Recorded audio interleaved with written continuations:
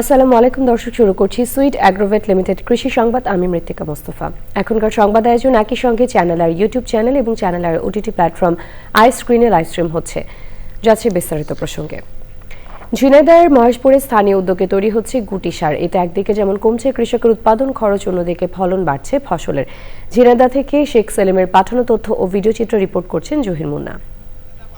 ঝিনাইদহ জেলার মহেশপুর উপজেলার বাথানগাছি গ্রাম। এখানে স্থানীয় উদ্যোগে গুটি সার তৈরি করছেন কৃষক মোহাম্মদ আনোয়ারুল হক। নির্ধারিত অনুপাতে ইউরিয়া, পটাশ ও ডিএপি সার একত্রে মিশিয়ে তৈরি করা হচ্ছে এই সুষম মিশ্রণ। তৈরিকৃত মিশ্রণ বিশেষ মেশিনে ঢালার পর শুরু হয় প্রক্রিয়াজাতকরণ। এই প্রক্রিয়ায় ধীরে ধীরে মিশ্রিত সার বের হয় গুটি আকারে। আমি আজকে দীর্ঘদিন ধরে এই কাজে রয়েছি এবং তারাও লাভবান, তারা নিয়ে সন্তুষ্টজনক লাভ পেতেছে এবং আমারও টাকা দিতে তারা ব্যর্থ হচ্ছে না, টাকা ঠিকমতো দিয়ে দিচ্ছে। গুটি সার ব্যবহারে সারের অপচয় কম হওয়ায় লাভবান হচ্ছেন কৃষক। বড় মৌসুমে 1 বিঘা ভুঁইতে আপনার গুটি সার প্রয়োগ করিলাম, করার পরে তাতে আমি মাশাআল্লাহ ভালো ফলন পাইছি। 1 বিঘে জমিতে ড্রাগনের 3 মাসে নিম্নে 4 বার সার দিতে হয়, আর এতে 1 বার সার দিলে হয়ে যায়। কৃষি বিভাগ বলছে এই সার ব্যবহারে শুধু উৎপাদন বাড়ে না, মাটির স্বাস্থ্যও ভালো থাকে।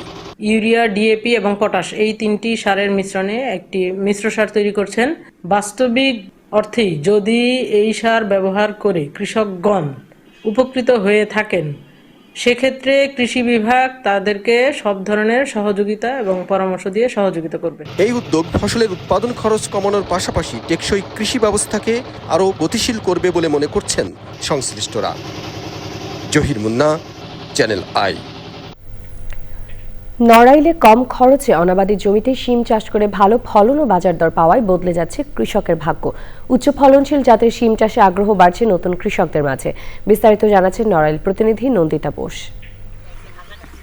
নড়াইল সদর উপজেলার ভুয়াখালী গ্রামে ঘেরের পাড় ও অনাবাদি জমিকে কাজে লাগিয়ে কৃষক ঘিতকাঞ্চন, আশ্বিনা, কার্তিকা, বারিশিমু 1 ও 2 সহ বিভিন্ন হাইব্রিড ও দেশি জাতের শিম চাষ করছেন।